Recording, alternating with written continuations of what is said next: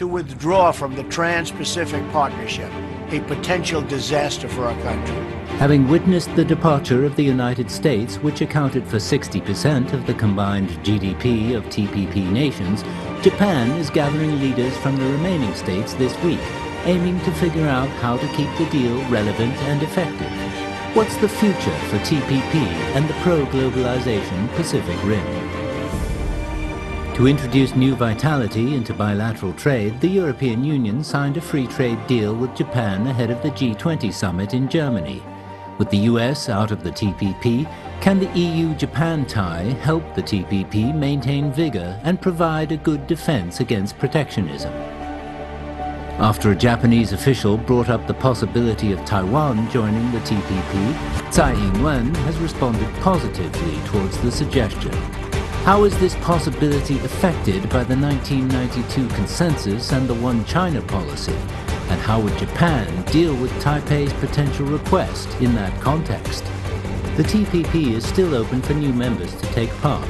Will China attempt to fill the void left by the US?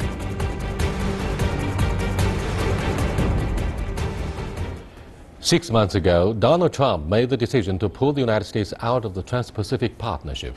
Now, the rest of the 11 nations in the Economic Pact are working to maintain the structure and the relevance of this grand circle around the Pacific. In light of the changed circumstances, Tsai Ing-wen has expressed the desire to have Taiwan join the TPP.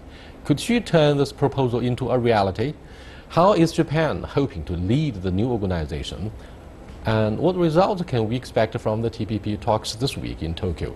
To discuss these issues and more, I'm very glad to be joined in the studio by Anna Tangen, author and columnist, and Xu Qingduo, current affairs commentator from the China Radio International. We shall also speak to Yoichi Shumazu, former editor of Japan Times, via satellite, and He Weiwen will be on the phone. He's a senior research fellow with the Chongyang Institute for Financial Studies with the Renmin University in Peking. That's our topic. This is a dialogue. I'm Yang Rui.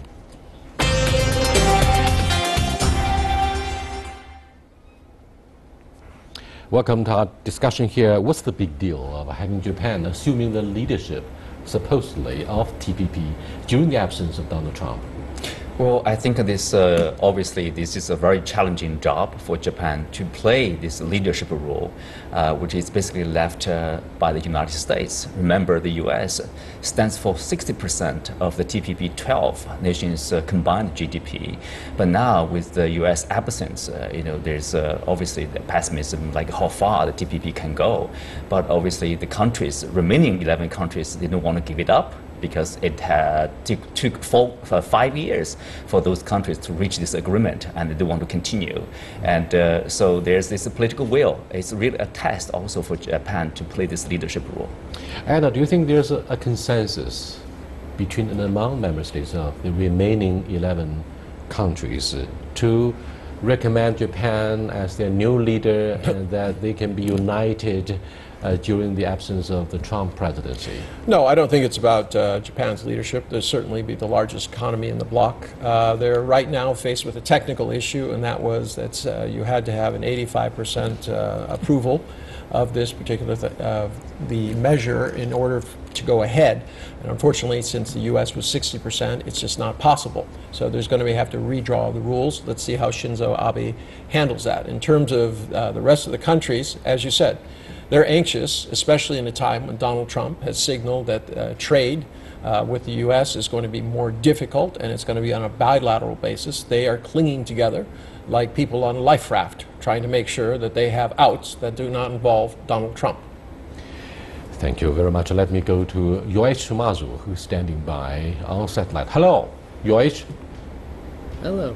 What do you think of the alleged leadership of the Japanese government without the participation of the American government? Do you think it's more about Shinzo Abe's leadership, charisma, or ego and ambition when, the devastating results of a local Tokyo Assembly election led to a nosedive of his approval rating back at home? What do you think?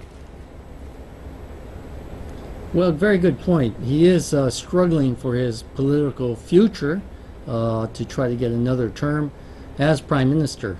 So yes, politics do matter, and trade, of course, is a very important issue to Japan.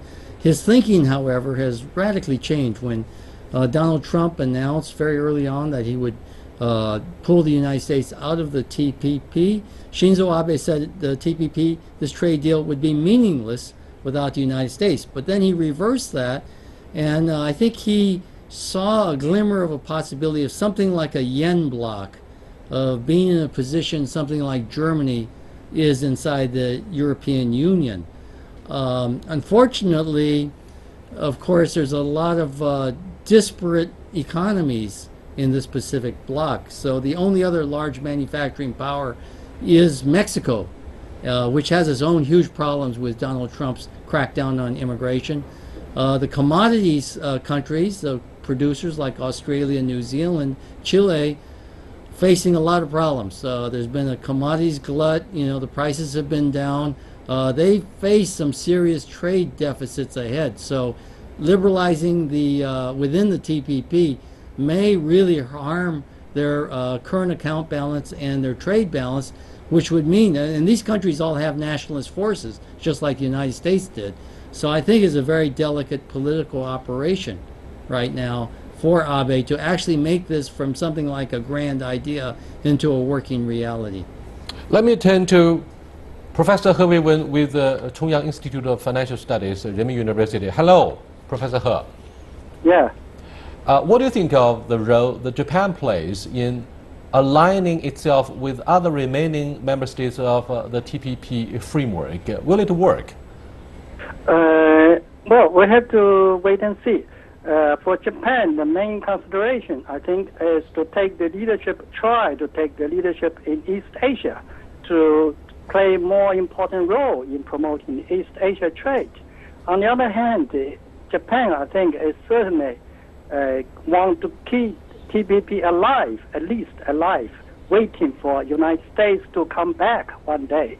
So without the United States, TPP, I don't think it will be workable. That's a very good point. Without the United States, the TPP won't be able to work or won't be sustained. Now, Trump made the decision to leave the TPP for the sake of U.S. job market 3 months on. What do you think of the effectiveness of beating a retreat from TPP? Has it created more jobs or has it saved the American market? I would say no. But to be realistic, it's impossible to have any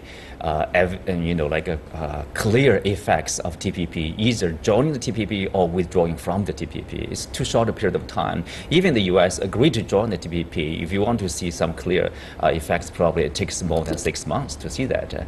Besides, it's not clear whether joining the TPP will hurt the U.S. economy.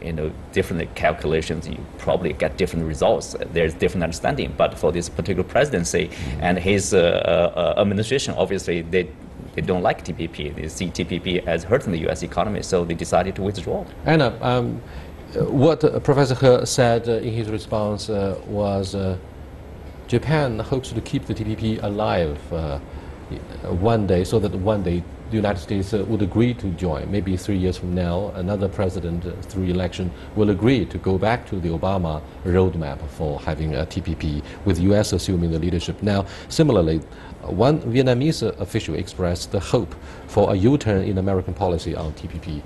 What do you think of the possibility? Well, let's look at the broader context. You have America being increasingly isolated. Now you have Japan going to EU on their own deal. Japan even turned around to China and said, listen, we might be open to the Belt and Road. Right? You have them pursuing TPP. Obviously, and you have Europe stating clearly that there is a different path going forward than the path that was together with the United States before. So increasingly, Trump is being isolated. The question is, will he suddenly make the U-turn and say, look, we have to make some sort of deals? If you look at every organization that involved Obama prior to Trump being president, he hates all of them.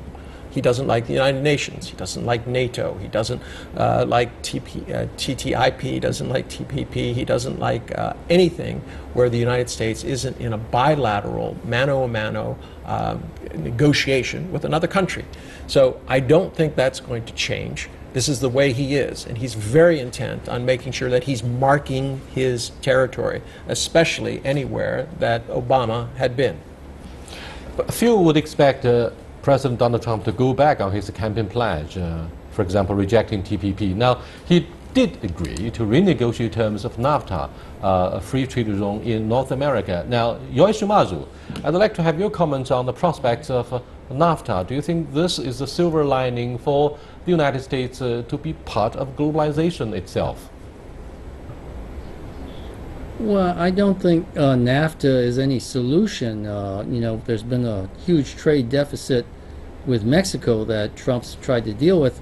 And I think the whole trend that Trump represents, and I think there are many other voices in the international community who feel the same way, is that border tariffs, what we call tariffs, taxes on imports, are an important part of an economy if you are suffering a trade balance, a current account deficit, that you've got to get your house in order. And the only way you can do that is to slow down that demand from your own people. And the way to do that is with tariffs. So TPP is sort of going in the old direction of lowering tariffs. And this is really going to be interesting for countries like Australia, where commodities are down. If they lower their tariffs, they'll be flooded with Japanese cars, Japanese steel, you name it, Japanese appliances. The country's economy could really be socked, go into a depression. The U.S. rejection so this is really going to be a test between Trump's policy of rising tariffs and Abe's reduced tariffs. And I think Trump holds a high card. U.S. is the #1 source of demand in the world. The rejection by the Trump administration of the climate change pact, together with his decision to reject the TTIP or Transatlantic Trade and Investment Partnership, have both left senior European politicians in disarray, and therefore Angela Merkel, Chancellor of Germany, said in the wake of President Trump's visit to to Europe that Europeans should no longer take their own or put their own destiny into the hands of others. They must take it back. So what does that mean for a recent FTA pact between Japan and the European Union, just one day ahead of the opening of the G20 summit in Hamburg? Well, that free trade agreement between Europe and Japan, I think it's got some very difficult problems because they produce many of the same goods. Germany and Japan are the great exporters of cars, of steel, and so on.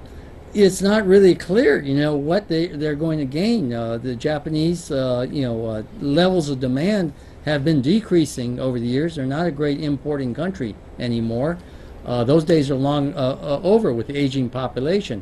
And Europe is facing the same problem. So what actually they're going to trade, financial services, all I see there is redundancy in paper. I don't see Japanese banks or financial services in any way being competitive in Europe. So this is a real problem. When you have trade, you have to have differences that you can trade with. And those really don't exist between Japan and Europe. So this is the quandary we face. But I mean, you're stressing a lot of things of what Japan did, but they do have a lot of technology. There is that possibility. But I really think the issue here is that Shinzo Abe is on the downturn. I mean, his popularity is definitely waning. One poll puts him at 33%, the other one puts him at 36%, that being a conservative polling group. So at this point, there's a real question about what's going to happen, period. Is he going to get this transition situation through where he has to change the rules with TPP? And if he does, will he be around to see it come? He's already had a defection in his cabinet. One of these ministers has said he's stepping down, a clear signal that he might be attempting to run against Abe from inside his own party. His popularity, the economic situation was not as rosy as is forecasted. You're talking about a country with 5 times the national debt levels of China. Yoshimasa, Prime Minister Shinzo Abe seems not to be trusted by his electorate since he failed to deliver on his promise to shore up the prosperity of the Japanese economy. He did promise on his campaign a few years ago, but he failed to deliver on the promise. What do you think of his popularity? Yoish? Well, his popularity is definitely in decline, and as a result, what I think he is going to try to do with TPP and with Europe is the short-term what's called the carry trade, basically take advantage of the zero or negative interest rate policy of Japan and send capital abroad, try to play the interest rate in those countries. And you can do that today outside the banking industry, you know, with purchase on your phone, with all kinds of card schemes, loans for purchasing whatever, cars or TV. You can make a tidy price. He's got to do something like that immediately to shore up this economy over the next year. And I think that's kind of very much like living on a scam. He's been living on economic scams like that, you know, for years now. He hasn't delivered real economic reform. So the Japanese economy is very, very troubled now. And the real problem he's going to get hit with if these trade deals go through is the agricultural trade. When the Europeans start exporting milk, butter, ice cream to Japan, there's the end of the famous Hokkaido milk and butter economy. Our farms are going to get wiped out, and that's where the Liberal Democratic Party's base is in the countryside. And that's what's going to be surrendered. Is that actually true? The fact is the Japanese are very insular when it comes to buying things. They insist that Japanese things are the best, and therefore they will do this. You see this also in Korea, where they have open market opportunities, but they continue to buy cars, cell phones, and goods strictly from within Korea, because they perception that it is better. I don't necessarily know that that's going to be the case. Another heavyweight member of the G7 club, but also a member of the TPP framework, is Australia. Now, President Donald Trump cut short his conversation, the first of its kind since he won the presidency, with the Australian Prime Minister, and that indeed embarrassed the Australians, who did watch very closely whether the bilateral relationship would be seriously undermined. Now, Australia decided to go ahead with Japan in rallying remaining members in the effort to push the TPP effort. What do you think of the Australian campaign? Well, obviously, Australia would like to, together with Japan, to play the leadership role. As we said, without the U.S., you don't have this big market for members like Vietnam. They see benefits as exporting more to the U.S. market. Now the U.S. market is gone, and there's minimal benefits for them probably, and also less incentive for them to continue to join the TPP. So that's why, one of our colleagues mentioned, like without the U.S., it's not going to work. As Abe once said, it's meaningless without the U.S. So they are trying to keep it alive, but to what degree? I think it really Anna, do you smack of the geopolitical rivalry between Japan and China vying for regional leadership, particularly, when you look at the relationship between TPP and RCEP? The latter is China's alternative plan. No, I don't. And let's be clear about this TPP 11. All right, it's a wheel without a hub. The hub was going to be the U.S. Everything was centered around this hub of America. All the rules were drawn for the benefit of corporate interests in the United States, from technology to bio, things like that. It's not there anymore. Keeping it together is basically a shell. Can they hope that the U.S. comes in at some point? Maybe, if that happens. But I mean, in the end of the day, Japan has not come up with a viable alternative. Now, the best move they made was probably with Europe, where they entered into this agreement and they said, look, we're going to increase trade between our bloc, your bloc, and my country, and also approaching China about the Belt and Road Initiative. Very, very strong new front, but that is pulling him away from the U.S. So you have Turnbull on one hand, who seems, I don't know, his economic interests are in the East, but he's putting all his marbles in the bag that goes to security on the West. Not clear how that's going to help his country. Now you have Shinzo Abe, who's playing both sides all of a sudden. Instead of being strongly for the U.S., he suddenly is putting on the brakes, and you can see that in his rhetoric. There's no doubt that the Japanese government is playing the chess, not the fire, by, for example, how do you look at the ambiguity of the Abe administration sending their special envoy to participate in the Belt and Road Summit meeting in Beijing, and at the same time they have adopted a positive attitude towards AIIB? Does it mean it plays both sides? I think to a certain degree, definitely. My next question is very much about whether China is likely to be invited. TPP? Right, to be part of TPP by Prime Minister Shinzo Abe. Not necessarily Not by necessarily. Prime Minister Shinzo Abe, but obviously there are countries like Australia, like Chile, they have expressed their wish. They would like to invite China to join TPP. That's public. But of course, it's not entirely clear whether China is ready to join TPP and the negotiation. Let me go to Yoichi Shimazu for his comments on the political ecosystem in Japan currently about whether Japanese government is ready to bring China into the TPP framework. Is that a realistic choice, Yoichi? Well, probably not, because there's geostrategic reasons for why TPP in its core is a Pacific Union without China. Shinzo Abe's big problem is that China has racked up such huge trade surpluses that it has the financial power to invest in major infrastructure projects. So Shinzo Abe would like to keep China out of TPP, yet tap into the Belt and Road so that Japanese construction companies can participate in these massive, construction of ports, railway systems, railroad trains, urban development. All of that, he's eyeing, as this is the big prize in today's economy. The whole world knows that. And it's because of China's massive trade surpluses that it's used very, very well and reinvested in very hardcore infrastructure. And Japan had that moment, but it didn't do that. It squandered I'm going to argue the other bubbles side of that. in Japan, and that's the a reason disaster. is that, quite frankly, China cannot afford to take on the burdens of the Belt and Road alone. The AIIB is not geared, nor was it meant to solve all of the world's problems. That's why there are many banks and many representatives from many countries in there. Yes, it would be great if Japan were to, in sincerity, try to join and try to be part of this. They are a major economy. They would add a lot of heft to China's efforts. The question is, they have the Asian Development Bank.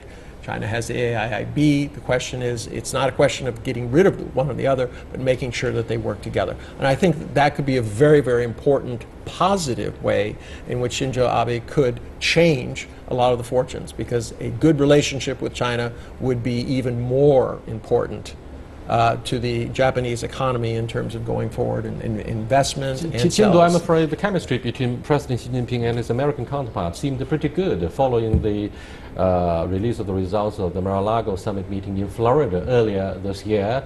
It seems, well, the other thing is a comprehensive economic dialogue is around the corner between the United States and China, the biggest and the second biggest economy in the world. Do you think it is possible for China not to opt for TPP, not to turn to RCEP? Instead, we turn to the bilateral FTA between the United States and China. We sit down and talk about very close and meaningful cooperation between the biggest and second biggest economy. Yes, it is possible. I think obviously, China, for the United States, when they look at this economic dialogue, the main target is to reduce this trade deficit with China. And from the Chinese side point of view, of course, China will make some concessions to meet the demand of the U.S. side, but also China would demand more, export more high-tech products to China. They would encourage the U.S. side to do so, or encourage the U.S. to export more products, including the agricultural products, to China. That's one way to solve this trade deficit Probably problem. we'll find ourselves barking at the wrong tree again on the issue of transfer of high technology or purchase of high-tech firms on the U.S. side. Yeah, but I mean, let's look at these positions and the things. The U.S. is only concerned about the deficit. For China, China is quite open to the idea of reducing the deficit. Is there overall more trade? So China is not on the other hand, the adverse to U.S. this. is also concerned about the national security, which is often cited by lawmakers to But, protect okay, their trade. let's- It's a part of your trade Yeah, protectionism, Yeah, I'm but afraid. let us be Yes. clear. Donald Trump has said in his campaign, and he's shown in real life, that he is willing to mix security and trade issues in a way that has not been done in many hundreds of years. This is just something that is different about his style. I don't know that it's going to work. So far, it's led to isolationism. Rejecting all of these different entities, whether it's NAFTA or NATO, he has not put him in good stead. This America first has meant America by itself. Well, Yoichi, Do you think there's a majority in your country who are afraid of being left marginalized by a very close relationship between the United States and China? Because we are talking about the upcoming comprehensive economic dialogue between Washington and Beijing following the DSD meeting. I mean, diplomacy and security dialogue between the two countries. There are a lot of signs indicating positively that President Trump stands ready to seriously improve relationship between these two biggest economies. Do you think the Japanese government is really jealous? That's been the recurrent nightmare for 20 years. Whether you call it the G2 strategic partnership between the U.S. and China, there's a lot of reasons for the two large countries to work together, and Japan doesn't like the idea of being bypassed, and that's one of the motives for this TPP deal and the trade deals with Europe. Unfortunately, Japan just doesn't have that, I think, overall population strength, the demand, or even the enthusiasm. You don't see a lot of young Japanese people willing to get out there in the world and build something. So I think Japan is still suffering from this malaise we've suffered for nearly 30 years now. And I think that's Shinzo Abe's underlying problem. Unless somehow there's a morale change in the Japanese population, and that's probably not going to happen because of our declining population. Well, similarly, Japan I'm afraid, is Anna, losing the race. similarly, I'm afraid the United States is afraid of a Japan getting too close and too quickly to China. Now, the second and the third biggest economy going hand in hand would be a nightmare for the United States. So what do you think of the kind of a strong mixed feelings? Well, it's more than that. With Germany, all right, number 3 in there, also charting its own course. As I said, America isolated. Now, in terms of the upcoming trade talks, I mean, here's the problem. Already, CIC, China Investment Corporation, has signaled that it wants to put, part of its $900 billion dollar fund more into the United States, and they've been at every turn rejected.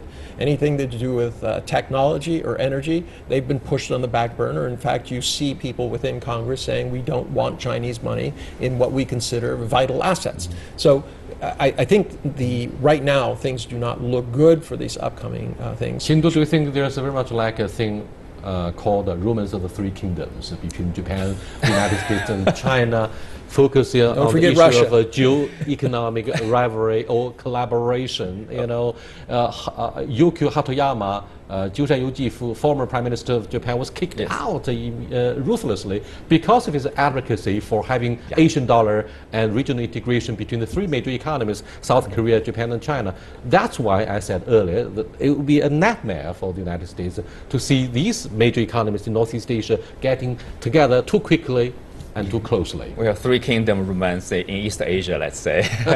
Obviously, the U.S. does not like to see Japan and China get too close, like a East Asia community or Asia dollar. U.S. does not like that idea.